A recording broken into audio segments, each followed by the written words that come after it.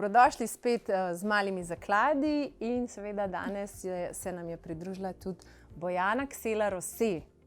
Tako. Ja, tako zapomnite si, Bojana Ksela Rose.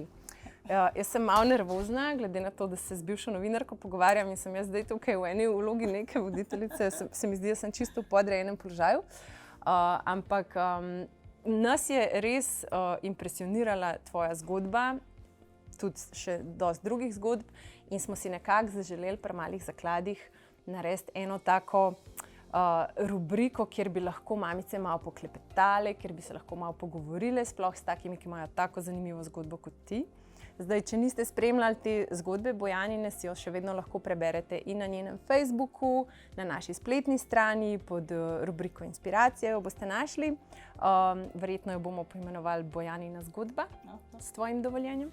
Tako da pač zgodba je, čez vse možne občutke sem šla, ko sem to brala, od da sem bila impresionirana, da sem bila presenečena, žalostna, poznam te dolg časa, ampak vseeno pač tako se mi je zdelo res, da berem nekaj tako navdihujočega, da smo si s puncami zaželeli te povabiti. Pa se ne mogoče toliko te tvoji zgodbi posvetiti, ker je predolga, da bi jo zdaj vam razlagali, ker si jo lahko itak preberete, ampak mogoče malo razširjeno zgodbo, ker sigurno mene vem, da zanima ogromno stvari, pa verjamem, da še koga drugega. Toliko od mene, zdaj bom pa jaz malo bolj tih. Tako da mogoče sam zdaj te tvoje težave z nositvijo ali karkoli, kako bi ti v bistvu nekako zapisala ta svoj začetek, no? Kakšne občutke si imela pri tem, pa s kakšnimi izzivi oziroma s kakšnimi komentarji si se morala spopadati, no? A misliš prva zanositev ali zdaj druga zanositev? Dajva najprej prvo. Prva zanositev, se pravi, je bila, midva sva se kar trudila 2 leti, no. Pač tisti, ki so prebirali to zgodbo, vejo, da sva nekako se odločila, niso sprejela te umetne oploditve, ne, in sva rekla, dajmo mi to po naravni poti zrihtati in da je Donald bil tista volja in vera v to, da je na koncu ratalo. Občutki so bili pa, mislim, kot je enkrat uspe, ne, nekaj, za kar misliš, da ne boš nikoli v življenju presegel je, ne vem, sploh ne znam opisati, ni besed, ne. Sreča, zadovoljstvo, ampak zanimivo je pa bilo to, ne, zdaj, če primerjam te 2 zgodbi, ne, zdajšnjo zanositev pa prejšnjo, se ne da ni bila zdaj želja, ne, tako velika, ampak enkrat, ko imaš otroka, je neka potreba potem zadovoljena. In čisto je bilo drugačne. Prvič sem bila na poročnem potovanju, se pravi, midva sva odpotovala v Avstralijo za 1 mesec in jaz nisem vedela, da sem noseča, ne, in pol vmes na potovanju zvem, da sem noseča in to skrivam pred njim, ja, mislim, da skoraj 14 dni. Ja, sem rekla, jaz ga bom, on je imel 13. pač januarja, ima rojstni dan, in sem rekla, to bo perfekt darilo, a ne. Čestitke, da ti to, jaz moram prvo sekundo vse povedati. Se ne vem, ne. To je čisto v nasprotju z mojo naravo, ker jaz sem čisto ista. In pol sem nekako to zadrževala, ne, ko sem naredila test in izvedela, ampak pol so slabosti hitro so se začele slabosti, a ne, in sem videla, da moram prej povedati. Skratka, hočem reči, da so bile ful priprave. Jaz sem šla neko škatlico kupiti, pa neko dudico, ne, da sem pol njemu to sporočila in bil je šok na obeh straneh, a ne. Kljub temu, da je bila vera zelo močna na njegovi strani, ampak je bilo presenečenje in šok, a ne.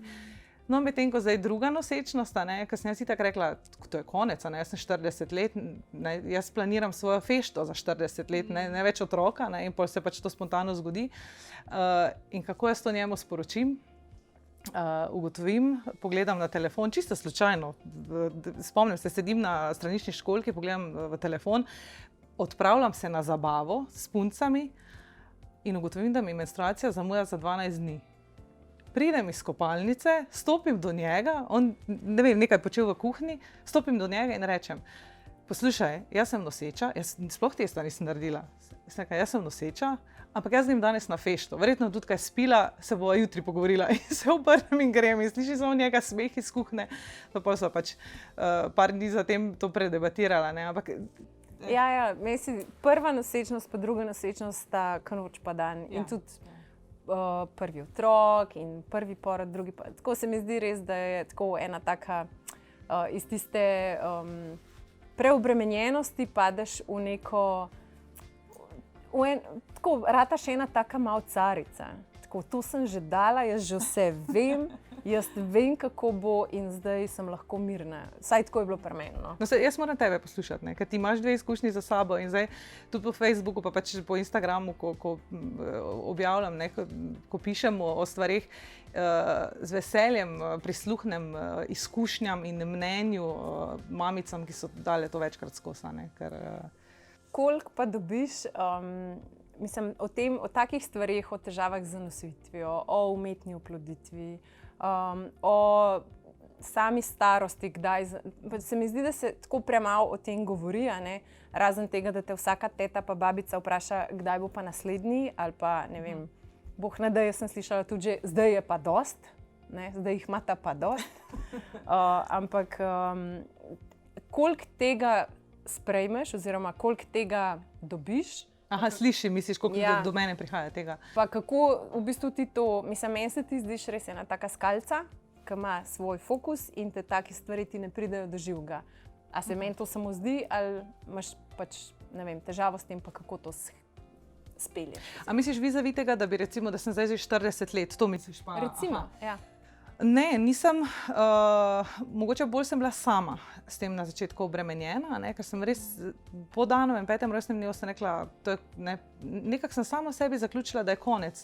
Vesela in zadovoljna in hvaležna predvsem, da imamo 2 zdrava otroka, se pravi prvega iz Donaldove zveze, prvega razmerja in pač Dana, in ko sem se pomirila, pač se je kar to samo od sebe zgodilo, nisem slišala nobenega negativnega, recimo komentarja ali pa opazke na to, kvečemu, da je za drugega otroka čisto normalno, če ga recimo ima ženska danes pri 40-ih, in zdaj moja izbrana ginekologinja me heca, sej lahko pa da še ni konec, in res, ker sem se toliko zarečenega kruha v življenju že najedla, ne upam na glas reči, da je to, ne bom rekla sploh, čeprav imam nekje občutek, da je pa to dovolj, ampak ne, nisem dobila recimo takega feelinga.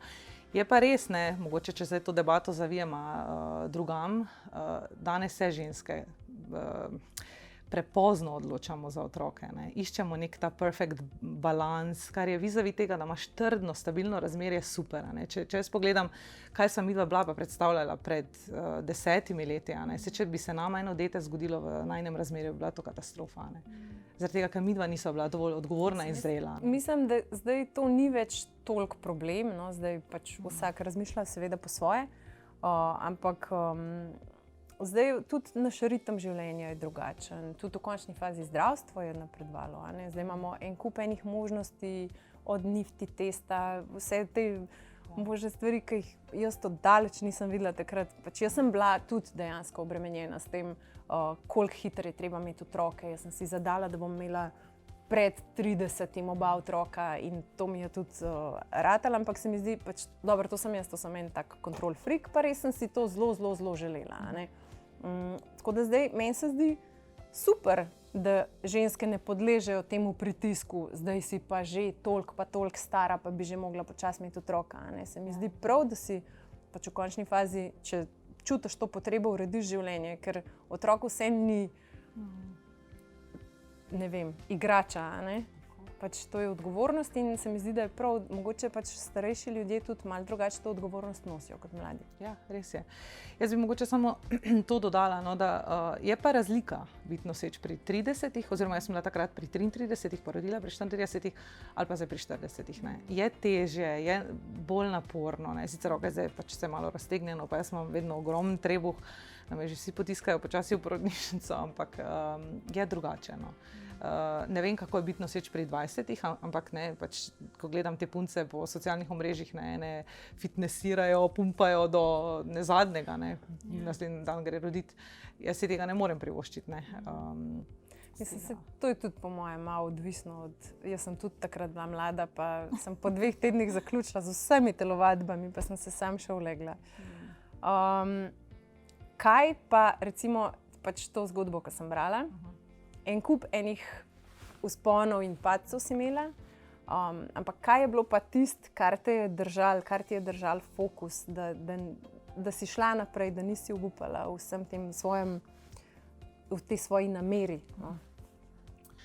Jaz bi rekla, ne toliko želja in potreba po otroku, ampak želja in potreba po tem, da postanem boljša oseba, boljši človek. Ne. Zdaj, če je to namenjeno tudi za moje otroke, super, ampak v prvi vrsti zase. Ker sem vedela, da ogromno stvari počnem narobe, ker pač odraščala sem v takšnem okolju, kot sem. To ni zdaj kritika na moje starše, pač oni so dali od sebe to, kar so v tistem trenutku najbolje lahko in najbolj znali.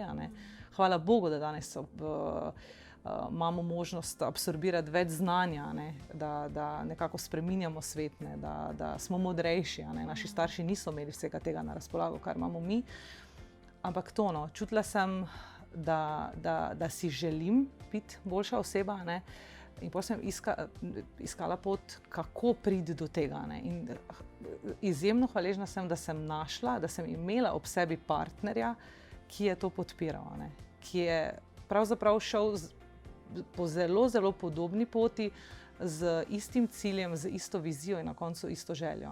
Ker tudi on je bil bolan in je moral preseči ogromno enih stvari. In s tem, ko ti premaguješ svojo bolezen, hkrati transformiraš sebe. Vse tega se takrat ne zavedaš, ampak je pa to eno tako veliko spoznanje na koncu, ko priješ do nekega rezultata. Malo svojo šablonco razbiješ, pa jo na novo napišeš. Ja, otrok te tudi se mi zdi malo mogoče, mislim, dati en ta reality check, da zdaj pa nisi sam več ti in če že za sebe ne boš naredil tega, pa ne boš delal na sebi, moraš pa vsaj za otroka, ker otrok je v končni fazi tvoja kopija, pač vsem te posnema. In zdaj, če posnema lepe navade, bo posnemal verjetno tudi slabe. Mi mislimo, da vzgajamo, otroci nas posnemajo. Ja. In to je tak velik reality check. In tu imamo čisto vsi preizkušnje. No, preden smo začeli snemati, smo omenili tega Godija Kellerja, enega tega predavatelja. On v bistvu na vseh teh svojih seminarjih, predavanjih in tako naprej reče, jaz vam ne morem dati recepta, kako vzgajati otroka, da bo samozavesten, da bo imel dobro samopodobo. Lahko pa vam rečem, da za dobro vzgojo je najbolj pomembna samovzgoja. Se pravi, samega sebe moraš opazovati, pač seveda tudi otroka, ampak ti moraš na sebi iskati stvari, ki jih moraš na sebi izboljšati. Zato, ker otrok vse posnema. Tako kot se pač otrok zelo hitro nauči jezika, veliko hitreje kot odrasel človek, se pač nauči tudi vsega ostalega. In dobra samopodoba, pač to je recimo, s tem se jaz ukvarjam, s preveliko kritiko same sebe in velikokrat dobim tako servirano tako mini ogledalo, da imam pol res reality check in se pol vsakič, ko nekaj bleknem, se ustavim, ker prepoznam iste komentarje v svoji 11-letnici. Vse tega se jaz kot mama recimo tudi najbolj bojim, ker vidim, zdaj pač smo počasi 6 let in že postaja pogumnejši, drznejši v izjavah, komentarjih in me že tu in tam me ujame, to, kar ti govoriš. Ni še tam, da bi to zverbaliziral na tak način, ampak se zgodi. Ker obstanem, ker zmrznem in si rečem, ne samo pri sebi, le malo Bojano. Ali pa le malega Donalda, ampak velikokrat ne, le malo Bojano. In moram reči, da imam eno tako tremo, recimo, ali pa strah pred tem, kaj bo v puberteti. In moj največji strah vizavi tega, da so bile skozi neke pač neurejene družinske razmere, je to, da uspemo zagotoviti to neko harmonijo. Vse bo prihajalo do nasprotij pa crashov, ampak upam, da jih bomo uspeli reševati, da bomo pač pluli skozi to turbulentna obdobja, ampak na koncu, to, kar jaz Dano že zdaj komuniciram, vse ne vem, koliko on od tega razume, ampak on ima 23 let starejšo sestro. In že zdaj mu govorim, Tanita je tvoja za celo življenje. Tudi rečemo, naju nekoč ne bo, in pomembno je, da boste vi držali skupaj, da se boste dobili, da boste ustvarili neko harmonično družinsko okolje, da boste imeli drug drugega, da se boste lahko zanesli drug na drugega. in vzdrževali neko to, se mi zdi, družinsko povezanost, no, jaz sem to najbolj pogrešala. No. Zato verjetno sem imela tudi potrebo, tendenco potem, da imam urejeno družino, in kar ne pomeni, ne, da mi nimamo krešev, da se ne skregamo, da nazadnje, ko smo z Donaldom tapeto lepla, ne, pri odprti okni smo se tako skregala, da smo se drla drug na drugega, da je ta mali zraven stal in je rekel, pa oče, pa mami, a ta vidva nehala, prosim. In pol jaz odjujam v dnevno sobo, se sedem, mami je jezna. Zelo, ne, vizavi te zgodbe, ki sem jo delila, kar je ful pomembno, da komuniciram, da ta jeza, ne, zaradi katere sem jaz tudi pač zbolela in vsa ta negativna čustva, da ko se ujezim, ker to je normalno, ne, ker te ujezijo stvari v življenju, da ni nekdo drug kriv. Ne. To nas je družba tako napačno naučila. Ne. Zdaj ti mene razjeziš in ti si kriva. Ne. Ali pa me bo Andraž razjezil, pa je on kriv. Ne. Ni res, ne. Jaz sem dovolila sama sebi priti do te točke, da sem šla v franže in sem se razjezila. Ne. In ko sem se sedla na kavč, sem rekla, dan, mami rabi 5 ali 10 minut, jezna sem ko ris, rabim 50 minut, da spustim to jezo, ker sem dovolila, da se ujezim. Ne. In najlepše od vsega mi je, ko pride do situacij, ko se mali jezi in to komunicira. Ne.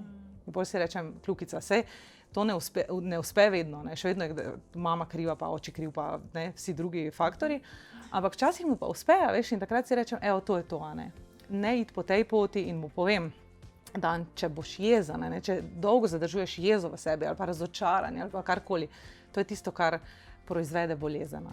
Da boš bolan na koncu in ne želiš si biti bolan, želiš si biti zdrav zaradi tega, ker želiš ven tekati z prijatelji na sonce itd. To se mi zdijo neki taki mini rezultati. No. Ja, to mi je bila tudi, ko sem brala zgodbo, ena taka, tako, ta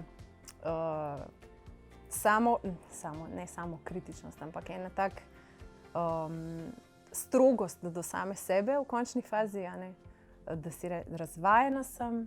Ja, se si prav povedala, to je samo kritičnost, nič si pretiravala, čisto prav si povedala. Ja, ampak da si se lahko, pač čez to je toliko težko iti. Mislim, se mi zdi, da moraš res toliko stopiti ven, ali moraš toliko hit rock bottom, ne, da mora biti res hudo, da se zaveš, da se je treba premakniti. Pa da si se zaciklal v nekem slabem vzorcu. Ja, nažalost, moramo biti vedno, nas mora življenje potisniti v kot in spraviti na kolena, da smo tega sposobni. Ne.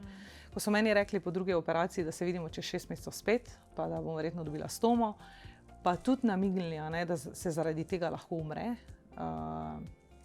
Pa si reče, kaj še imam za izgubiti? Kaj sploh, ko ti nekdo nekaj tazga reče? Kako to shendlaš? Kaj ti gre v tem trenutku po glavi? Takrat težko shendlaš, ker take besede spodbudijo še več jeze in še več žalosti in še več nerazumevanja in kritike na račun tistih, za katere misliš, da so povzročili to tvoje stanje. Ne. V tem primeru je bila to moja, recimo, družina, ne. Pa moj neurejen partnerski odnos. Ne. To je pač najin partnerski odnos je bil izjemno neurejen in seveda je na koncu to še posebej vplivalo na to. Takrat jaz takrat nisem imela te stopnje zavesti, kot jo imam danes, da bi rekla, ok, zdaj jaz razumem, zdaj se moram jaz spremeniti, reakcija je bila čisto drugačna, ampak se pravim, hvaležna sem, ker sem imela ob sebi partnerja, ki me je znal usmeriti, ki je sebe imel tendenco potem, da sebe želi spreminjati in preusmerjati in hkrati tudi mene. In mi so dala takrat pač karte na mizo in sva rekla, glej, dajva probati skozi to skupaj, kakšen bo outcome, ali bova midva ostala skupaj ali ne, to bova po tej poti ugotovila. Važno je, da se midva zase, vsak zase spremeniva v boljši osebi in da se pozdravima. Ker jaz sem se pač s to endometriozo, on se je pa z artritisom ukvarjal. Ker tudi so mu porinili tablete in so rekli doživljenjsko in konec. In je on rekel ne. Joj, tako, ko te poslušam, je kar res v navdih mi je vse to poslušati. Res se mi zdi, da si šla čez ene take hude preizkušnje, pa predvsem občudujem to iskrenost, da o tem govoriš tako iskreno, ker zdaj pač v poplavi teh socialnih medijev se favorizira ali pa se ne favorizira, jaz ne vem, ampak imam občutek, da želimo vsi neko popolno sliko. In smo tudi pod pritiskom te popolne slike, ki nam jo socialni mediji dajejo. In ti si tukaj toliko stopila ven iz teh okvirjev in se mi zdi res, mislim, se ta nek sram, ki nam ga je družba vcepila, je v bistvu čist neka umeten občutek. Edina vrsta na zemlji smo, ki občutimo sram. Nobena žival tega ne občuti. Mi smo si to čist družbeno ustvarjali. In zdaj, da s takim pristopom, po mojem, res navdihneš marsikoga, pa daš marsikomu voljo. Ker se mi zdi, da mogoče danes tudi sploh mlajše generacije z enimi nerealnimi pričakovanji stopajo in v partnerstvo, in v starševstvo. Mislim, že sama nosečnost se mi zdi, dostikrat ostanemo pri tem trebuščku in sploh ne razmišljamo naprej. Pač razmišljamo, mogoče še v tistih parih prvih mesecih, ko bo to dojenček.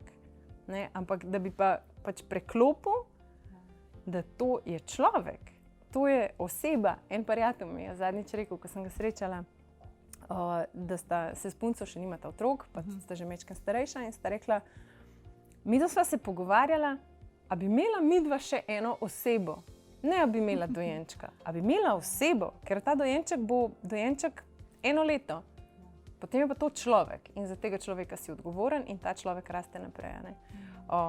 In se mi zdi, da pač ne gremo ven iz te slike in preveč govorimo samo o lepih stvarih.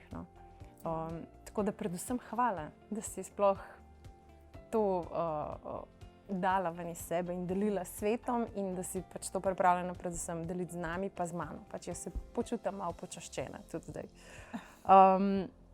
Zdaj sem jaz spet v monologu. Zanima me, kaj bi ti svetovala eni svoji prijateljici, če bi se znašla v isti taki situaciji, kot si se ti? To je ful težko vprašanje. Zelo, zelo težko vprašanje, ker vidim recimo tudi s prijateljicami, ki poznajo to zgodbo veliko podrobneje tudi. Če nekdo recimo ni pripravljen, zelo je, ni nasveta, ki bi deloval na vsako osebo enako. In dokler nisi sam v taki poziciji, recimo, dokler sam nimaš take izkušnje, ušesa na drugi strani ne slišijo, ali pa slišijo drugače, ali pa sprejemajo drugače, in ni efekta. Jaz ne vem zares, kako me dojemajo ljudje, pa to zgodbo. Na podlagi tega, na podlagi reakcij, na podlagi tega, kar sem prebrala, ko so se ženske obračale name, v ozadju, se pravi, niso se vse bile pripravljene izpostaviti, ker to so izjemno, izjemno težke zgodbe. Recimo, tiste ženske že imajo bolj našpičena ušesa in so pripravljene to vsebino sprejemati. Tako kot sem rekla, nekdo, ki pa nima težav s tem, zdaj, če bi pa konkretno prijateljica bila v taki situaciji, spet jaz bi lahko svetovala, lahko bi delila to zgodbo, ampak pravilo je ponavadi tako, da ko nekdo sam prosi za pomoč, je pripravljen poslušati. Dokler sam ne iskreno prosi za pomoč in ti začutiš človeka, ko te zares potrebuje, ni efekta. Ja, se mi zdi, da zdaj zelo velikokrat opazim, mogoče je to zdaj se začelo dogajati v zadnjem času, ali pa sem jaz ozavestila te stvari v zadnjem času, ampak sem prebrala en ful dober stavek, ne vem več kje, ampak da problem komunikacije v večini primerov je, da komuniciramo zato, da povemo, ne zato, da poslušamo. In če greš ti v pogovor pač z nekim že pač odločenim mnenjem, potem sigurno pač ne boš prišel nikam. To je prvo, ampak družba generalno ima tendenco, ko recimo opazujem, ko se zberemo, ko nas je več za mizo, ne, to poseganje v besedo, padanje, ne, pogovor bi moral vedno funkcionirati tako kot najin pogovor. Ne. Jaz tebe poslušam, kaj me ti vprašaš in ti mene danes ne da me sicer ne, ampak me res iskreno poslušaš, kaj odgovarjam. Ne, in tako bi moralo to funkcionirati vedno. Pa ne, vsi se borimo za to pozornost, borimo se za jaz, ne. In potem verjetno v življenju ti prihajajo znaki, ne, in jih preslišiš, spregledaš. Ali ti pa mogoče pač niso namenjeni. Ali ti pa niso namenjeni, tudi to je ena izmed resnic. Ja. Mečkaj sva že dolge deva objet najino debato, ki bo verjetno še trajala potem izza kamere naprej. Aj še kakšna stvar, ki bi jo želela zdaj v tem trenutku deliti, preden rečeva adijo? Mogoče to, ko sem te prej poslušala, ko si govorila malo pač o tej moji zgodbi, sem razmišljala ves čas. Ne. Mogoče že ko sem se vozila sem, sem imela na sumu, mogoče da me boš tudi vprašala, zakaj sem se odločila to zgodbo deliti. Ker to je bilo zdaj nekako najpogostejše vprašanje, ki sem ga slišala. In moj najiskrenejši odgovor je, da sem začutila potrebo potem, da to delim, ker se mi zdi pri 40 letih, zdaj nekako udobno sedim v fotelju. Spravi, začutila sem, da je čas in da sem zrela za to. Prej, recimo 10 let nazaj, ne bi mogla na tak način o tem govoriti, kot danes govorim. Čustveno, popolnoma neobremenjeno. In druga stvar, zaradi tega, ker sem si rekla, če bo eni duši to pomagalo, ki bo to prebrala, je moj namen dosežen. Samo eni duši. In jaz mislim, da bi morali ne samo o veliko temah na tak način iskreno komunicirati, se pravi otroke vzgajati na način, da znajo iskreno komunicirati, pristopati iskreno k življenju in hkrati dvigniti moralne vrednote. To je pa tisto, kar jaz najbolj v tej družbi pogrešam. Se pravi, ljudje vlagamo nase in ne vase. Ja, tukaj tudi mogoče tle, zdaj to sicer ne spada, ampak mislim, da tudi pri nas že samo ponudbi nekako gledamo za vsako stvar, ki jo dodamo, da daje dejansko nekaj več. Ampak pustimo to zdaj tle ni pomembno. Nisem te tega vprašala, zato ker sem to prebrala že. Okej, ja. In vi tudi preberite. Ampak ja, mislim, meni se zdi tudi mogoče, da je zdaj, ko je vse za tabo, je veliko lažje o tem govoriti, kot je bilo verjetno v sredini vsega tega, verjetno občasno tudi kaosa malo, tako v tvoji glavi. Še enkrat hvala za pogum. Upam, da bomo kmalu videli tega tvojega drugega fantka. Imena še nisi razkrila? Ne, nisem. Hvala za pogum, hvala za iskrenost, hvala za tvoj čas. Hvala, da nam dovoliš biti del vsega tega. Hvala tebi, hvala vam, hvala Malim zakladom. Ne vem, všeč mi je, da imam... zdaj smo midve bolj v connectionu, ampak všeč mi je, ker si ti tudi ena taka izjemno srčna oseba. In vsakič, ko te pokličem, dobim en tak pozitiven feedback. Ja, in lepo je biti z vami v družbi in pričakovati za tega malčka. Cool. Ja, mi se vsakega dojenčka tako lepo veselimo, ampak pač jaz sem pa itak s tabo, imam že daljšo zgodbo, pa sem od tega še bolj mogoče raznežena. Tako, hvala lepa. Še enkrat vas vabim, da si preberete Bojanino zgodbo ali na njenem Facebooku ali na naši spletni strani. Pa upam, da se kmalu spet vidimo v kakšni drugi vsebini. Poglejte si še kakšne druge vsebine na našem YouTube kanalu. Čau! Čau!